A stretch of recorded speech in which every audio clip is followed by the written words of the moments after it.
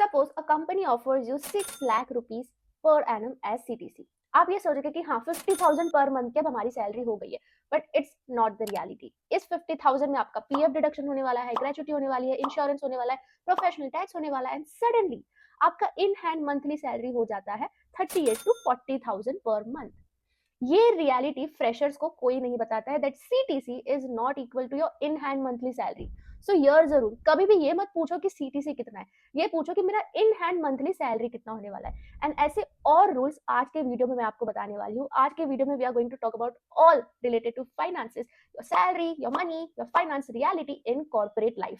And yes guys, this is day 7 of my 10 days corporate learning series and this video can save a lot of money. आपको पता है guys, high salary can be a trap. कैसे, मैं आपको बताती हूँ। Suppose person A gets 25,000 rupees per month as salary, but उसी के साथ ही साथ उसको बहुत अच्छा एक्सपोजर मिल रहा है, क्लाइंट इंटरेक्शन हो रही है, लर्निंग हो रहा है। वही दूसरा पर्सन बी, उसको 40,000 रुपीज पर मंथ सैलरी मिल रहा है, बट उसका जो काम है वो काफी ज्यादा रेपिटेटिव है विथ नो ग्रोथ। यहाँ पे आप मानो या ना मानो, आप 40,000 पर मंथ का ही सैलरी लेते, बट पता है 2 साल के बाद क्या होगा? पर्सन ए की सैलरी की ग्रोथ काफी ज्यादा होगी as compare to person B. ऐसा क्यों? Because salary is not just about money, it is what it prepares you for the next. And that's why ये एक एडवाइस मैं हमेशा बच्चों को देती हूँ कि early career salary should be seen as an investment phase, not as an achievement phase. आप अभी भी इन्वेस्ट कर रहे हो अपने स्किल्स पर, अपने एक्सपोजर पर, और जितना ज्यादा इन्वेस्ट करोगे आउटकम उतना ही जल्दी अच्छा मिलेगा।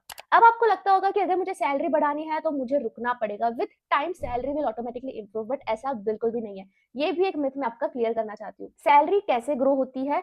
जब आप इररिप्लेसेबल हो जाते हो अपने कंपनी में, या फिर आपको रिप्लेस करना बहुत ही ज्यादा मुश्किल हो जाता है, आपको रिप्लेस करने का कॉस्ट किसी और को रखने से ज्यादा है, तब आपकी सैलरी बढ़ती है। एंड आप इररिप्लेसेबल कैसे बनोगे?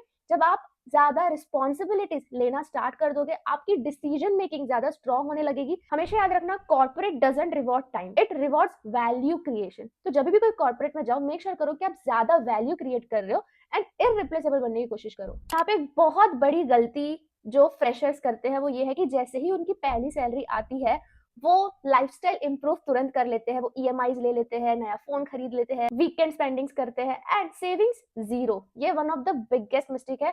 क्यों, मैं आपको एक्सप्लेन करती हूँ। बिकॉज गाइस, समझो आपने आपके नए सैलरी के बेसिस पर ईएमआई पर बहुत सारी चीजें खरीद ली।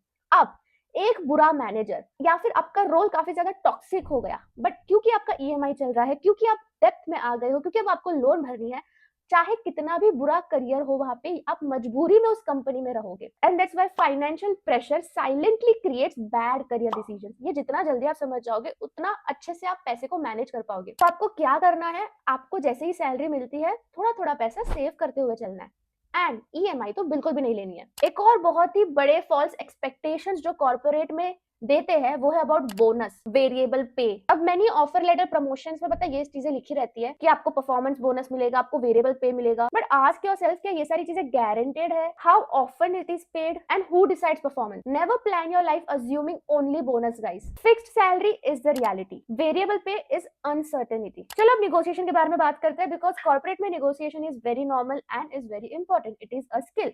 Negotiation is not about grid, but अगर आप ऐसे निगोशिएट कर रहे हो अपने माइंड में कि मेरे दोस्त को तो ज्यादा मिल रहा है तो मुझे भी मिलना चाहिए, it is a bad negotiation. Negotiation ऐसे होता है कि based on my skills and knowledge I think I deserve more. अगर ये रियलिटी से, ये माइंडसेट से आप निगोशिएट करते हो, तो काफी ज्यादा चांसेस है कि आपको हाई पे मिल सकता है। Negotiate when you actually bring value to the table, not emotions. Now मैं आपको बताती हूँ ऐसी 3 चीजें जो आपको करनी है ताकि आप पैसों की ट्रैप में तो कभी ना फंसो। Number 1, understand your salary structure. Second, save consistently even small amount, आपको सेविंग्स कंटिन्यू रखनी है। And third, upskill yourself, skills पर फोकस करते रहो to increase your future earning capacity. ये हमेशा याद रखना, money management is not optional, it is career insurance. Guys, money won't decide your happiness, but misunderstanding money can actually create chaos in your peace. So yeah, this was day 7 of my 10 days corporate learning series. Day 8 में हम बात करने वाले हैं how to choose the right first job, and आगे के आने वाले दिन और भी ज्यादा इंटरेस्टिंग और नॉलेजेबल होने वाले हैं। So make sure करना कि जल्दी से सब्सक्राइब कर लो। मिलते हैं day 8 में। Bye bye, best of luck.